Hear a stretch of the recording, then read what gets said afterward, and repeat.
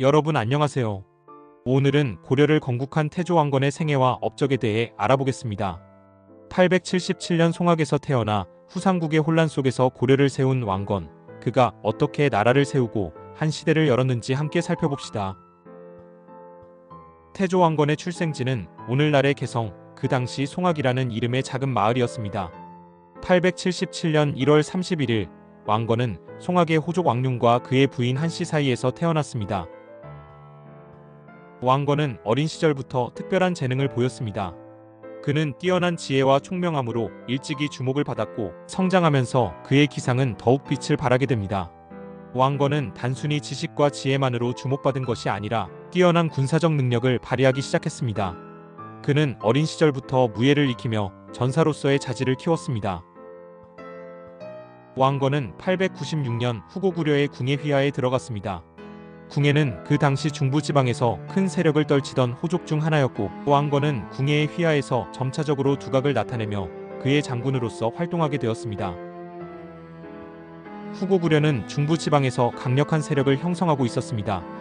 궁예는 뛰어난 군사적 능력으로 후고구려의 세력을 늘려갔고 왕건은 그의 휘하에서 중요한 역할을 맡게 됩니다. 왕건은 900년부터 광주, 국원, 당성 등지의 전투에서 승리를 거두며 그 명성을 떨쳤습니다. 903년에는 후백제의 견훤이 점령한 나주를 정복하고 909년에는 진도 부근의 도서들을 다시 점령하며 후백제의 군사적 배후를 위협했습니다. 그는 후백제와 중국과의 해상교통을 차단하면서 태봉국의 국력을 확장시키는 전략을 펼쳤습니다. 왕건은 단순히 군사적 승리에만 집중한 것이 아니었습니다. 그는 정복한 지역에서 백성들의 고통을 덜어주는 구휼 정책을 펼쳤습니다. 당시 전쟁으로 고통받던 백성들에게 구휼과 지원을 아끼지 않았고 이는 백성들의 신뢰를 얻는 중요한 계기가 되었습니다. 왕건의 이런 뛰어난 전투 능력과 민심을 얻는 정책은 궁예에게 큰 영향을 미쳤습니다. 궁예는 여러 전투에서 그를 중용했으며 왕건은 계속해서 주요 전선에서 승리를 거두며 궁예의 신뢰를 받았습니다. 913년 시중, 즉 백관의 우두머리 자리까지 오르게 됩니다. 이는 왕건의 정치적 위치를 강화시킨 중요한 사건이었습니다. 그러나 날로 심해지는 궁예의 폭정과 독단적인 정치 운영은 왕건에게 점차 큰 부담이 되었습니다. 궁예는 백성들을 억압하고 자신의 권력을 강화하기 위해 폭력적인 방법을 사용했습니다. 이런 상황에서 왕건은 점차적으로 궁예의 통치에 의문을 품고 그와의 갈등은 심화되기 시작했습니다. 918년 왕건은 결국 결단을 내리고 군사를 일으켜 궁예의 궁정을 향해 나아갑니다. 궁예는 왕건의 거병 소식을 듣고 즉시 군사를 준비했지만 왕건은 이미 그의 군사력과 민심을 확보한 상태였기 때문에 궁예는 왕건의 군사에 맞서 싸우기 어려운 상황에 처하게 되었습니다. 왕건의 군대는 궁예의 군을 물리치며 궁예를 몰아내는 데 성공합니다. 왕건은 궁예의 태봉을 멸망시키고 마침내 고려를 건국하게 됩니다.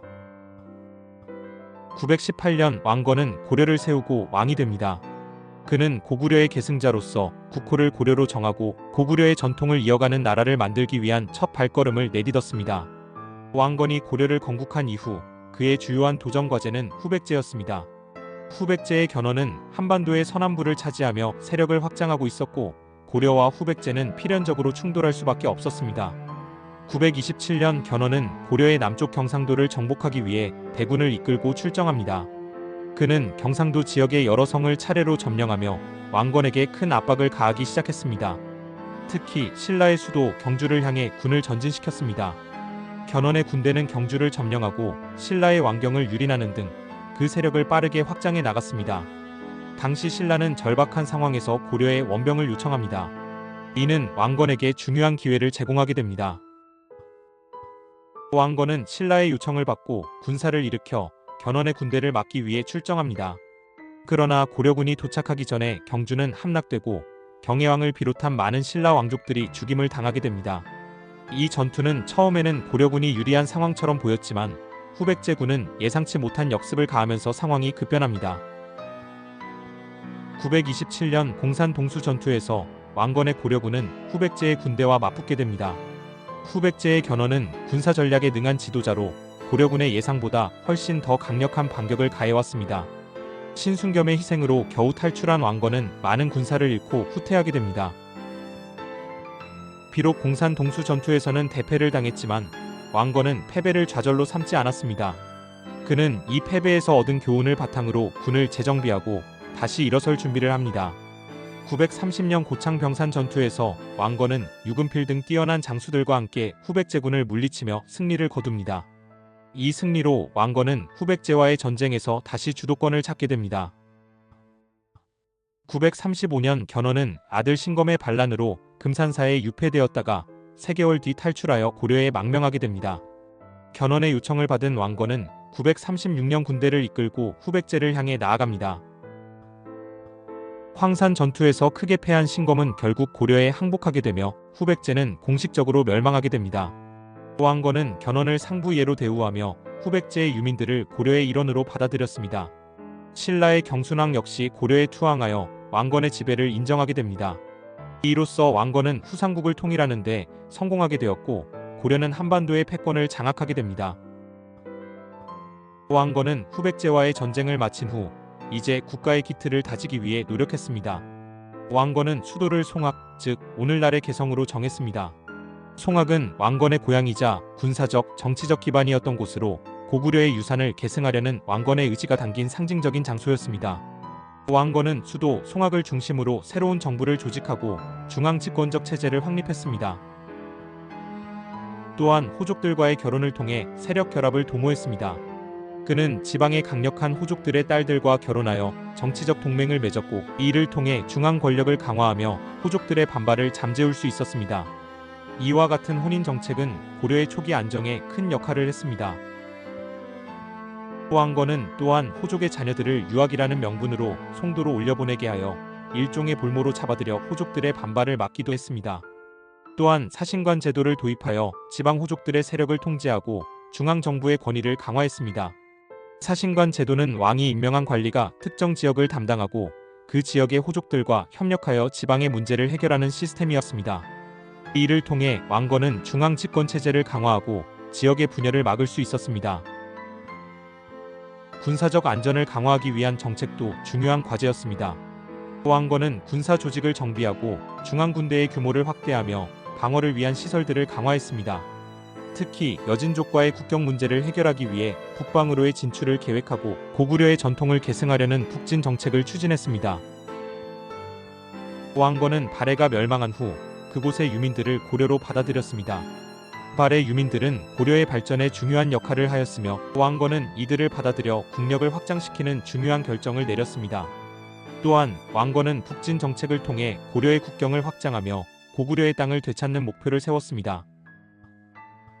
왕건은 또한 불교를 장려하며 숭불 정책을 펼쳤습니다. 그는 불교를 국가의 이념으로 삼아 국가의 안정을 도모했고 이를 통해 민심을 안정시키려 했습니다. 왕건은 민심을 얻기 위해 여러 지역을 순회하며 백성들과 소통했습니다. 그는 자신의 정책을 백성들에게 설명하고 그들의 고통을 덜어주기 위해 다양한 구휼 정책을 시행했습니다. 왕건은 고려의 국가체제를 확립하고 내부의 안정과 외부의 위협에 대응하는 강력한 정책들을 펼쳤습니다. 그의 리더십 아래 고려는 급속히 발전하고 고구려의 유산을 이어가며 강력한 나라로 거듭났습니다. 왕건의 정책은 고려 왕조의 기틀을 마련하며 한반도의 중심 국가로 자리매김하는 데 중요한 역할을 했습니다. 왕건은 943년 67세의 나이로 세상을 떠났습니다. 그는 임종을 앞두고 후손들에게 나라를 잘 다스릴 수 있도록 훈요 10조를 남겼습니다. 그의 유후는 고려 왕조의 정치적 안정과 백성들의 복지를 고려한 중요한 지침이었으며 후에 고려의 왕들은 이 유훈을 바탕으로 나라를 다스렸습니다. 하지만 왕건의 사후 그의 후계 문제는 큰 혼란을 일으켰습니다. 그는 맏아들 해종을 후계자로 정했지만 왕건의 사망 후에는 여러 반란과 숙청이 일어나면서 고려 초기는 정치적인 혼란을 겪게 됩니다. 태조 왕건은 후삼국 시대의 혼란을 종식시키고 고려를 건국한 위대한 지도자입니다. 그는 뛰어난 정치적 역량과 군사적 승리는 나라를 안정시키고 고려 왕조의 기틀을 마련하는 데 결정적인 역할을 했습니다. 또한 그의 지혜로운 통치는 오늘날까지 많은 사람들에게 영감을 주고 있으며 한국 역사에서 중요한 인물로 기억되고 있습니다.